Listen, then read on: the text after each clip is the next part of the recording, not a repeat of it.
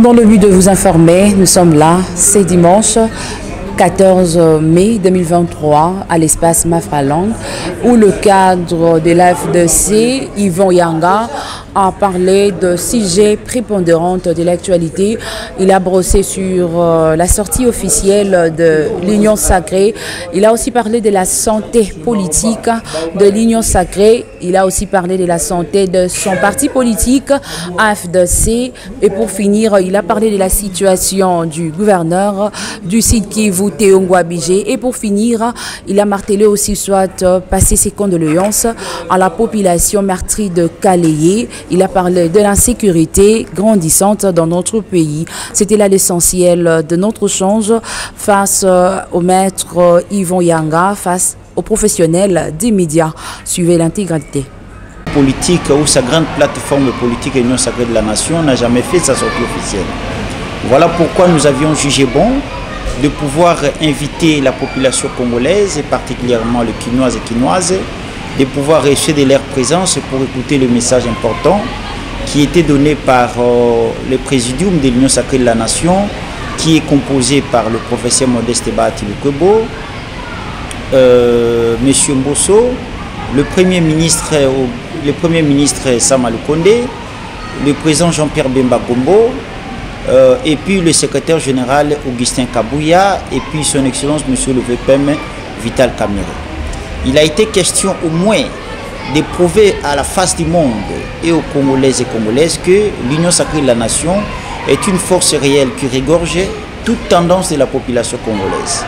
Nous avons 4 langues, nous avons 4 espaces linguistiques. Il y a les Bakongo, les Bangala, les Baswahili et puis le Baluba. Et vous avez vu qu'au Stade des Martyrs, toute tendance était là. Toutes les langues, tous les espaces linguistiques étaient représentés. Voilà pourquoi nous, de l'Union Sacrée de la Nation, nous avions prouvé à la face du monde de quoi est-ce que nous sommes capables, et nous espérons qu'aux prochaines élections, la population va répondre massivement à l'appel du chef de l'État pour lui permettre d'avoir le 2e mandat afin de continuer sa vision. Il était bon de nous organiser parce qu'au Stade des Martyrs, on peut avoir même 200 000 personnes dans les gradins, sur le terrain et en dehors du Stade des Martyrs. Et on avait même dépassé plus de 250 000 personnes. C'est juste pour prouver à l'opinion nationale et internationale que l'Union Sacrée de la Nation est une force réelle. L'Union Sacrée de la Nation est comparable aujourd'hui à l'ancien FCC.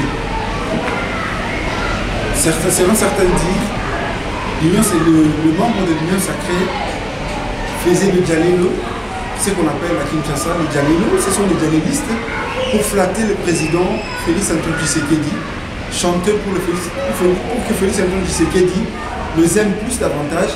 Or, en réalité, la population congolaise souffre. Êtes-vous pour ou contre cet avis? La souffrance de la population congolaise, oui, je peux le dire, mais pas comme ils étaient avant. Parce que le chef de l'État a trouvé le pays dans un état chaotique. Et il n'est pas un dieu pour changer les choses à la seconde. Vous êtes sans ignorer que le développement ou le changement de pays comme la Russie, le Brésil et la Chine n'étaient pas à un clin d'œil. Le développement a pris plus de 10 ans ou 15 ans pour que le pays comme Brésil puisse changer, la Russie et la Chine. Et le président de la République a trouvé le pays dans un état chaotique, dans un état un peu difficile et très compliqué. Il ne devait pas changer les choses à 4 ans seulement. On doit avoir le temps pour changer secteur par secteur. Mais dès que la population souffre, je ne peux pas dire oui. La souffrance est là, mais pas comme c'était avant. Je pense que vous êtes de la presse, vous connaissez bien ce qui se passe actuellement au pays, ce que le chef de l'État fait dans le secteur de la sécurité nationale. Il se bat jour et nuit. Comment trouver une solution pour mettre fin aux atrocités qui sévissent à l'est du pays? Le chef de l'État a respecté la Constitution au regard de l'article 46 qui parle de la gratuité de l'enseignement. Aujourd'hui, nous avons la gratuité de l'enseignement. Le chef de l'État a répondu, tant soit peu, aux aspirations de la population dans le secteur de la santé. Et je pense qu'avec le temps, plusieurs secteurs de la vie nationale vont changer. Ne venez pas ici pour nous dire que le changement d'un pays, c'est avec les bâtons magiques, vous tapez, à moins de 5 secondes, vous avez un changement. Non. On peut prendre 7 ans, 10 ans, 15 ans, et voire même 20 ans. Et le chef a demandé le deuxième mandat, on va lui accorder le deuxième mandat, et celui qui viendra après lui va faire la continuité de sa vision afin de répondre au moins à quelques secteurs de la vie nationale. Alors, je ne trouve pas vraiment raison que la population peut penser que le changement d'un pays, c'est sous forme d'un bâton magique, que les choses peuvent changer à moins d'une année. Non. Le chef de... Pas une manière de décourager les autres pour l'adhésion, soit pour continuer cette lutte-là. Et je ne pense pas. Le plus important était la présence de la population. La population était présente au stade de martyrs, à l'intérieur, tout comme à l'extérieur. Et la mission a été accomplie. Je pense que si vous voulez nous coter, je ne sais pas si vous allez nous coter 300% ou 400%, et de savoir s'il y a une discrimination à outrance ou l'injustice est à ciel ouvert et que le partage des gâteaux n'est pas bon pour l'AFDC du professeur, quelle serait la réaction de l'AFDC? Oui, je peux dire que nous ne sommes pas là pour le poste. Nous avons d'abord une vision, accompagner le président de la République et le soutenir.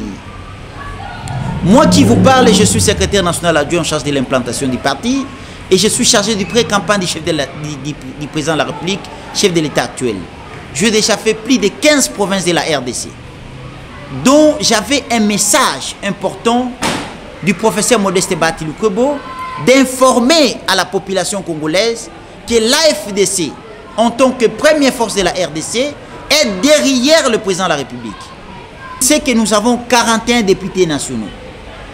Il sait que nous avons 70 députés provinciaux. Il sait que nous avons 13 sénateurs. Il sait que nous avons une force qui est réellement derrière lui. Et le professeur Modeste Batiloukobo, c'est un homme honnête, c'est un homme sincère qui respecte ses engagements. Ce n'est pas un hypocrite qui est la journée avec les chefs de l'État et la nuit il est avec les autres. Non, il n'est pas comme les autres formations politiques qui complotent contre les chefs de l'État. Mais nous connaissons que le chef de l'État a la bonne volonté. Il sait l'honnêteté et la sérieuxité et la sincérité du professeur Modeste Batiloukobo, qu'il a pris l'engagement de lui soutenir et de lui donner une majorité très écrasante aux prochaines élections présidentielles et législatives.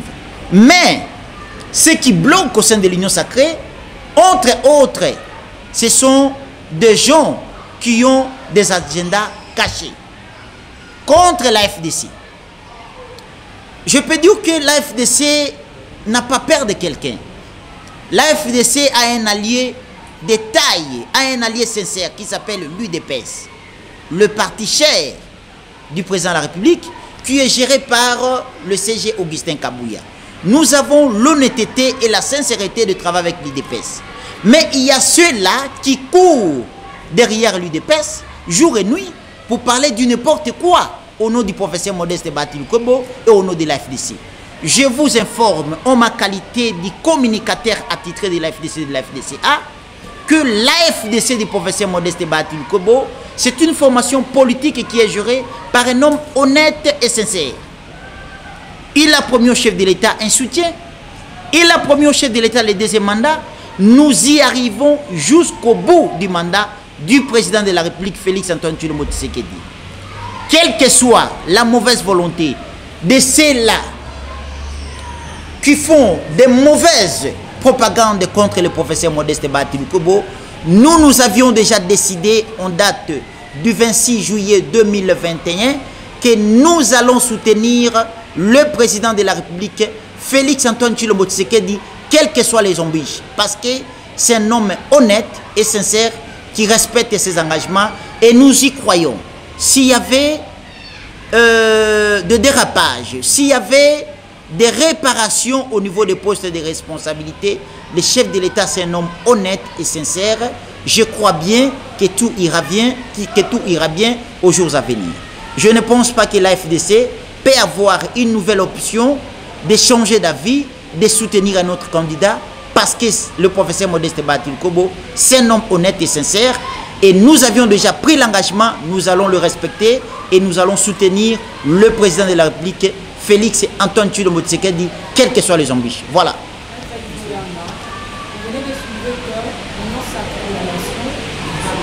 Été créé pour la réélection du président de la République, mais ça a été aussi créé pour répondre aux besoins de la population. Mais non, comment expliquez-vous auprès de la population? La population n'arrive pas à repérer réellement les réalisations du président de la République ou soit de l'Union sacrée. Vous venez de parler là des votos comme si on disait totalement que la population souffre, ça serait nul. Mais vous êtes citoyen congolais, vous ne remarquez pas, il y a hausse de prix dans le marché, il y a un grand changement pour au moins se procurer quelque chose à manger, alors qu'avant, à l'époque, si je peux dire, à l'époque de Joseph Kabila, ce n'était pas ainsi.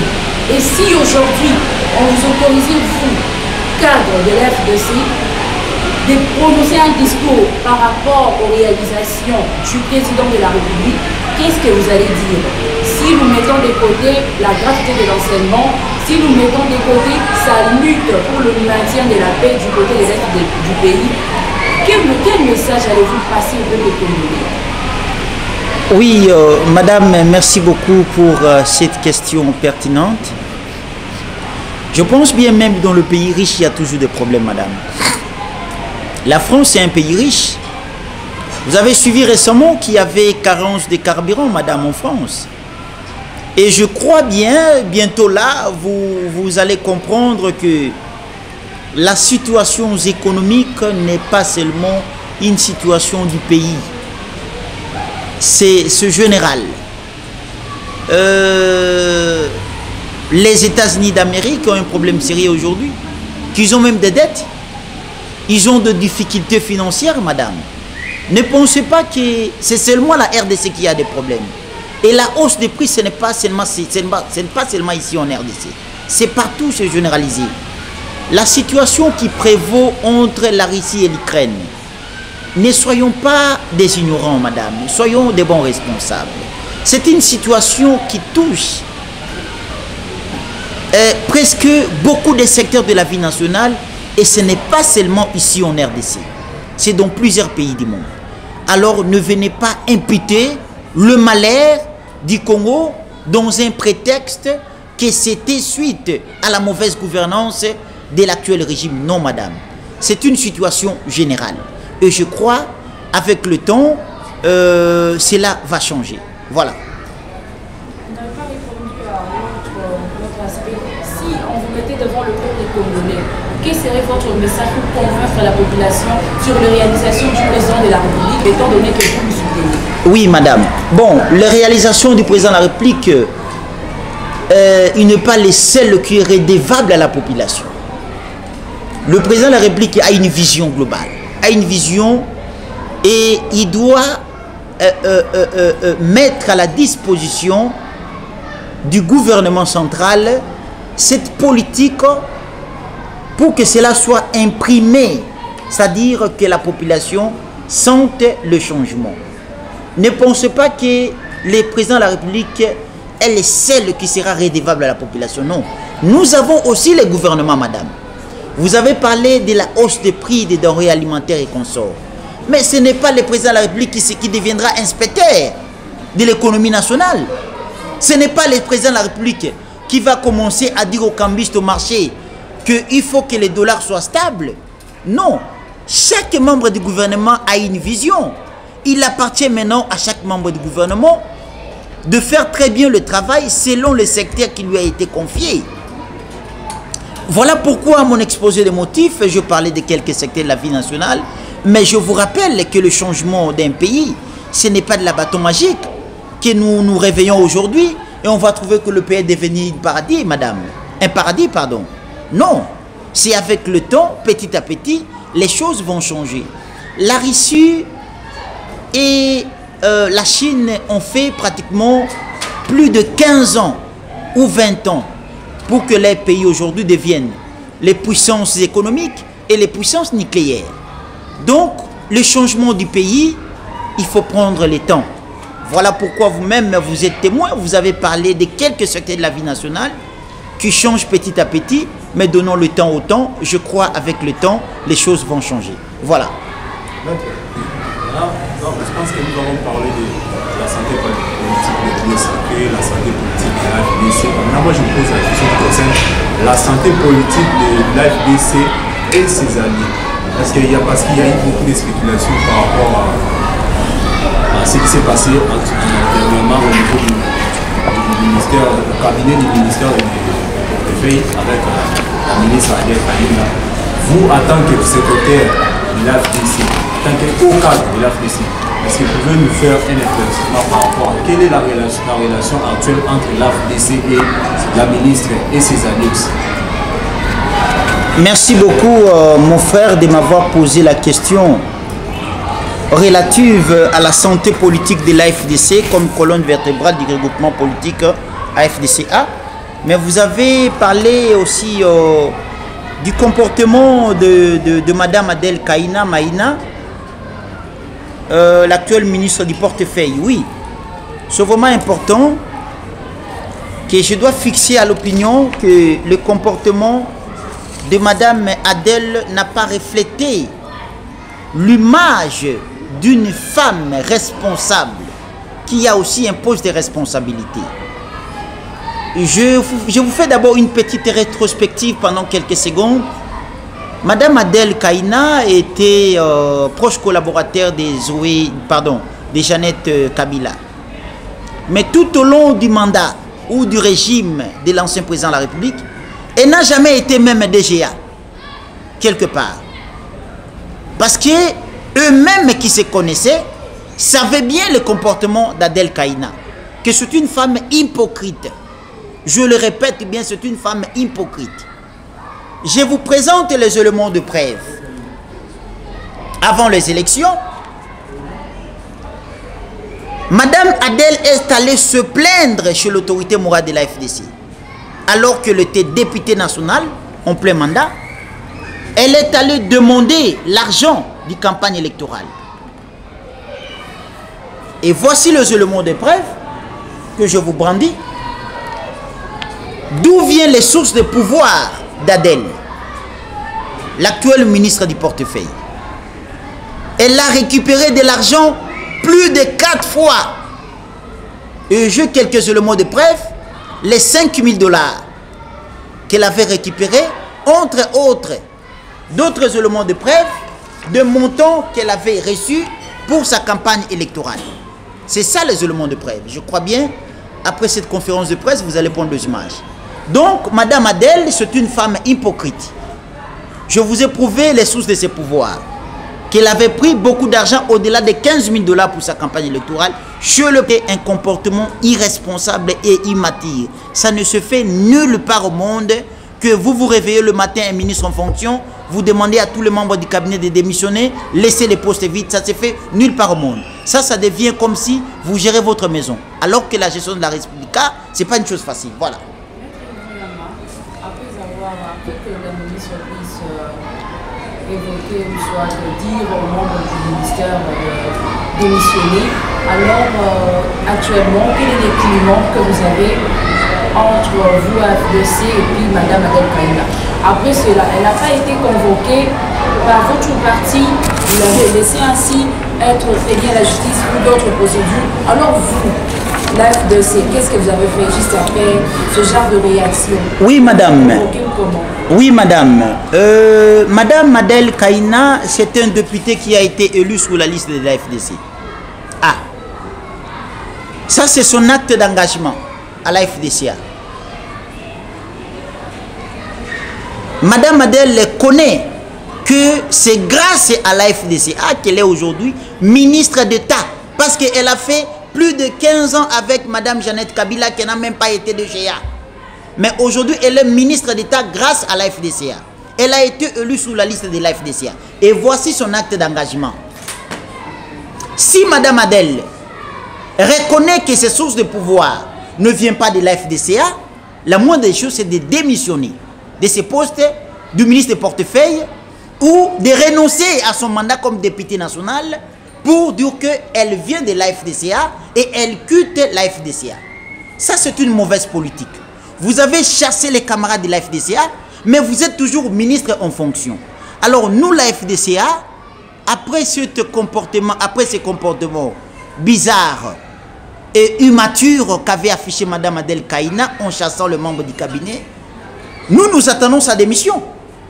Qu'elle se prononce ouvertement que l'acte d'engagement que j'avais signé à la FDCA, je ne suis plus député de la FDCA et je ne suis plus membre de la FDCA. Nous attendons sa réaction, qu'elle vienne démissionner à la FDCA et quitter les postes. Et si alors elle n'a pas démissionné, qu'est-ce sera alors? Bon, la démission c'est un acte volontaire. Si elle n'a pas démissionné, comme je venais de vous le dire, c'est une femme hypocrite. C'est une femme hypocrite. Elle a notre mandat. Elle est élue sur la liste de la FDCA. Si elle veut réellement afficher que non, je suis de mon petit parti politique de Mallette, je quitte la FDCA, la moindre des choses, c'est de poser un acte administratif. C'est-à-dire poser sa démission. Si elle ne démissionne pas, je vous réponds que c'est une femme hypocrite. Maintenant, la suite, vous ne pouvez pas les convoquer, l'approcher et lui parler quant à ses problèmes et régler à l'amiable. Alors le laisser comme ça, alors s'il n'y a pas de suite, elle ne démissionne pas. Madame, je vous ai dit ici que Madame Adel, c'est une femme hypocrite. C'est une femme hypocrite. Elle venait chez l'autorité morale comme si une ange là, parfaite, qui ne commet pas de péché, mais c'est une femme hypocrite.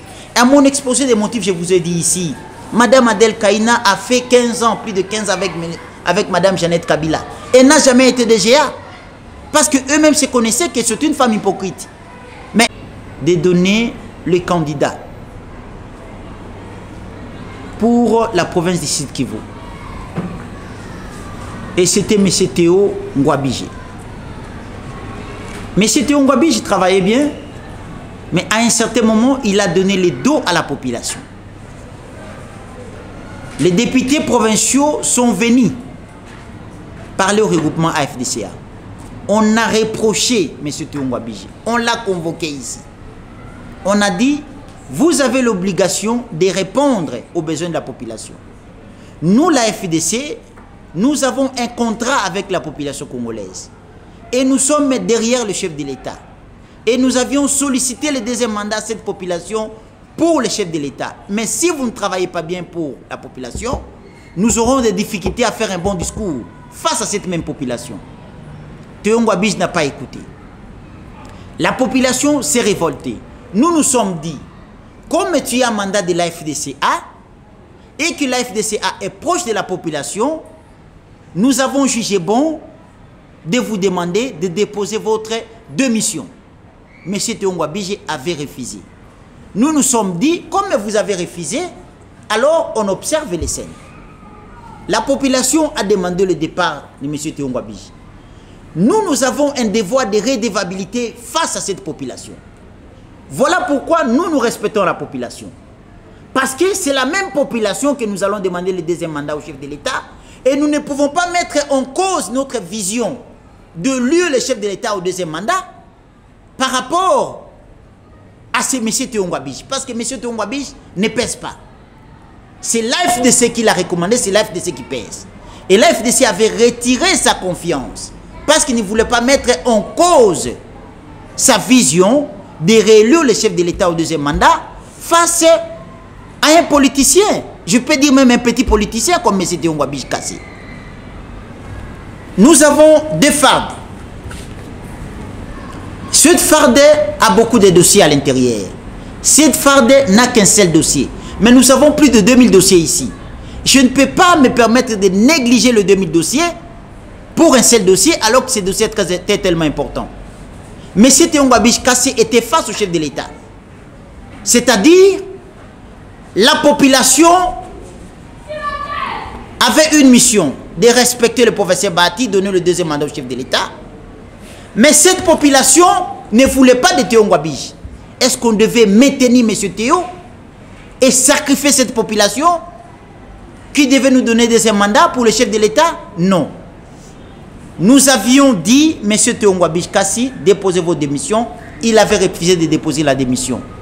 Ce qui s'est passé au niveau de la province du Sud Kivu, vous êtes de la presse, il faut plutôt aller demander aux députés provinciaux et aller vous enquêter sur le comportement de M. Teongwa Bishkassi. Quant à nous, la FDC, c'est depuis très longtemps qu'on a lavé nos mains et nous avions dit, nous observons, nous regardons de loin, nous sommes loin de la situation du Sud Kivu. Actuellement, nous avions conseillé M. Teongwa Bishkassi de déposer sa démission parce que c'est la population qui avait demandé sa départ. Et ces mêmes populations-là qui devaient donner deuxième mandat au chef de l'État. Nous ne pouvons pas sacrifier cette population pour l'intérêt d'un seul individu. On avait jugé bon de garder cette population et demander à M. Teongwa Bishkassi de démissionner. Mais comme elle avait affiché un comportement de la tétitesse, nous nous sommes dit, on se retire et puis on observe. C'est à la population de juger et de prendre sa décision. Pour vous dire que nous, la FDC, en conclusion, nous sommes proches de la population. C'est cette même population que nous avions demandé de donner des mandats au chef de l'État. Et même nos propres camarades qui se comportent mal face à cette population ont un devoir de redevabilité de suivre les conseils du présidium de l'AFDCA, c'est-à-dire ils sont obligés de respecter la population. S'ils ne respectent pas la population, il ne faut pas s'attendre avec la FDCA. Donc la situation du Sud Kivu, c'est une situation que nous avons déjà lavé notre main. Si vous voulez comprendre ou connaître la version actuelle, je viens de vous parler de l'ancienne version. Si vous voulez comprendre la version actuelle du Sud Kivu, allez-y au Sud Kivu, posez les questions aux députés provinciaux, enquêtez à la population et vous aurez la version authentique. Quant à moi, en tant que communicateur de la FDC et la FDCA, je vous dis en toute sincérité, la situation du Sud Kivu, nous sommes loin de là. Le professeur